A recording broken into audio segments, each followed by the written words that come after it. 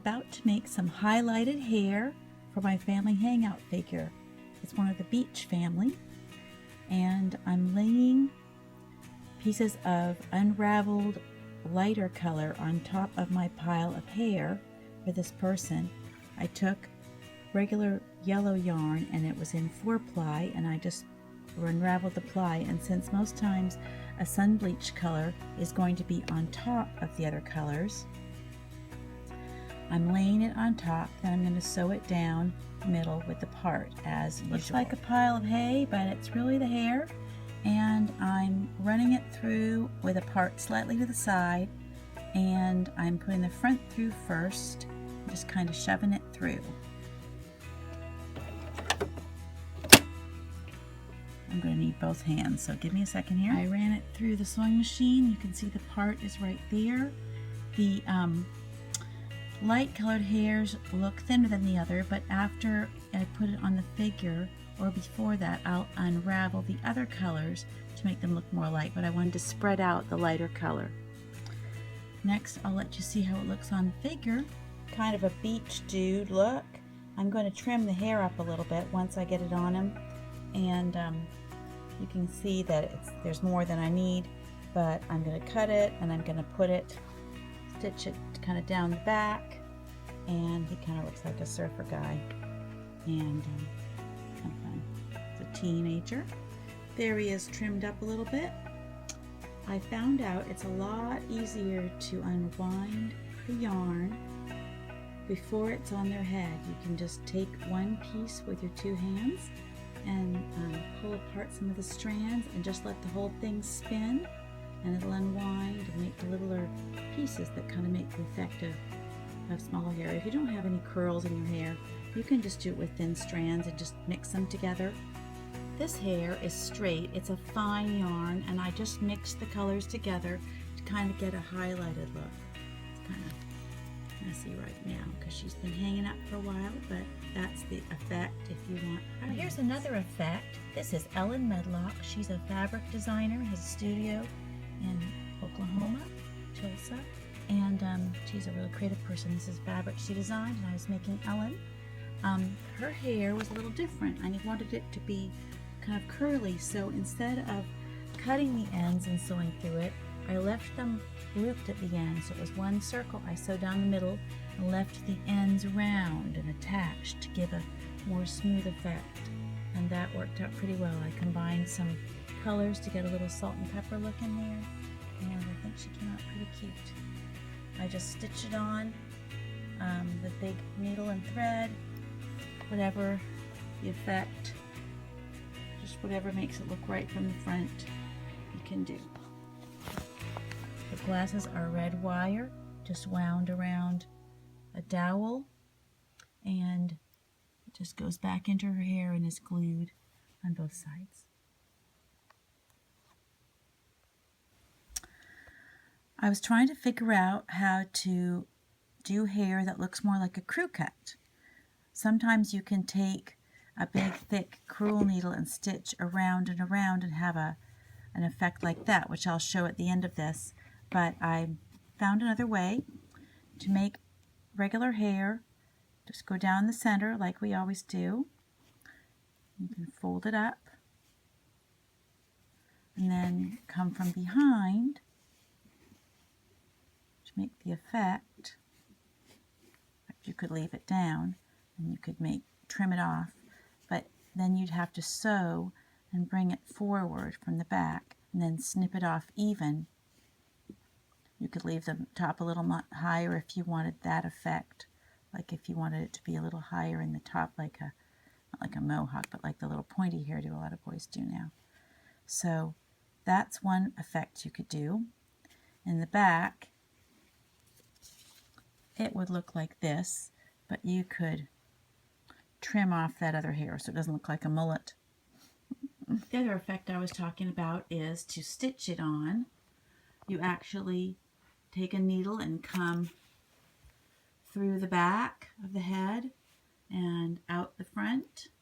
It's actually easier to go in the front because then you know exactly where you're going, and just go around, cover the whole thing, and in the back just keep taking stitches to kind of cover the head. It doesn't show a lot in back, but it makes a nice little short.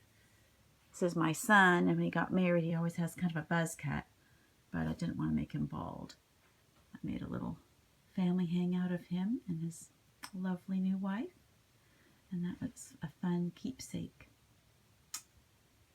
So have fun with hair. So here we have one bald dad, and we're going to give him some hair. He's got kind of a close shaven head, so we're going to stitch it on with a large needle that sews the yarn. The first trick is getting the big fat needle threaded, kind of pinch the yarn. If you need to, you can unravel the thread and divide the yarn and divide it into a couple thinner sections. I almost had to do that, then I got it. Then you're going to come up through the back of the head and come out somewhere. Doesn't really matter exactly where. It can be a little bit hard to pull it through. You have to kind of wiggle it. It'll eventually come through. If when you pull it through you get a little batting coming along with the yarn, that's okay. Just snip it off. You can't help that sometimes. Sometimes it wants to knot up a little. It'll get through. And I just kind of go just in front of the seam, a little bit in front. And just kind of go around here, kind of making a very little bit of hair. I find it's easier to just go a little bit behind, but then you'll want to fill in the back so it looks a little weird. If they're just having hair on the side and they're really bald on top, you could leave the top without anything. I guess it would look kind of like that, but I'm gonna make it up and over the top. I'll fast forward to when I get it across. Okay, now I've got it sewn over the top. You can see it looks good from the front, but the back looks a little bald. You can leave it like that. The back is not really likely to show, but I tend to want to cover it up a little bit. So I'm going to flip them over and just start kind of filling in the back. Kind of go to the middle. Whoops, gotta get the camera on here. Go to the middle and just kind of fill in. You can just kind of go around like that. I'll fast forward and show you in a sec. Okay, it's filled in. It doesn't look, like real hair back there, but it's just a color and it can be filled in. From the front, he looks pretty good. But I'd like to have a little bit of the same streaking that the rest of his family have, a little bit of sun lightening. So I'm going to put a little bit of a lighter color and just go here and there, mostly in the front. I decided to unravel the strand of yarn so it was a little thinner, a little more subtle look. That's another way to get the little curlier hair or make any kind of yarn thinner. Just pull it and it kind of twists apart. So now I'm going to add that color in a few places. That looks a lot more natural. And I went over the top into the back. I went a little over that first little row, and I think it makes it look a little less like there's that tiny row and then the rest. It kind of blends it all in. I may put a couple strands of the very blondest up at the top, like sun bleaching would naturally occur. I'll show you that in a sec. So there's our sun lightened hair effect on a man with kind of close cropped hair, or a bald man with just hair on the sides, which you could easily do. So there we go. All he needs is a little bit of color in the cheeks. Here's an example of doing a little bit of highlighting on brown.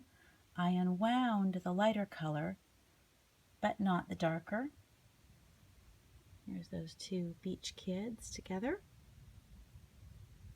You can do whatever you want. There's really no wrong way if you like it. On a baby, you can just glue little wisps of hair coming out from under a hat. You don't really have to make the whole hair thing. Just stick it out looking the way you'd like. This girl doesn't have eyes yet, but she's a skier, and I just make the hair the regular way. I just cut pieces and stuck it out from under the hat and stitched around the edge of the hat to hold it in place. Kind of wild and frowsy, like she's skiing or snowboarding. That's fun too. Coming back to the bride, this hair was done the regular way, sewn the part, and then I just laid it on and brought it around the back and put another little bun on, because you can't always make a bun or a pigtail from the original hair. Then these little squiggles are done with the curling method around a knitting needle in the oven.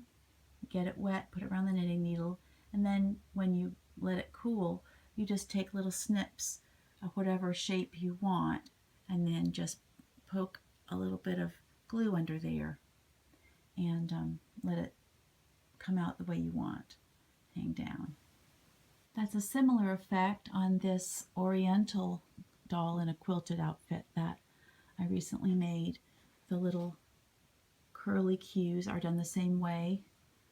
I actually sprayed them with hairspray because they were getting a little bit limp and uneven, and so you can do that. Let it dry and then stick a little dot of glue and stick it up under the edge of the hair. You can just play around and add different little balls and shapes of hair, and it'll all look like it's one big piece. All right, happy hair!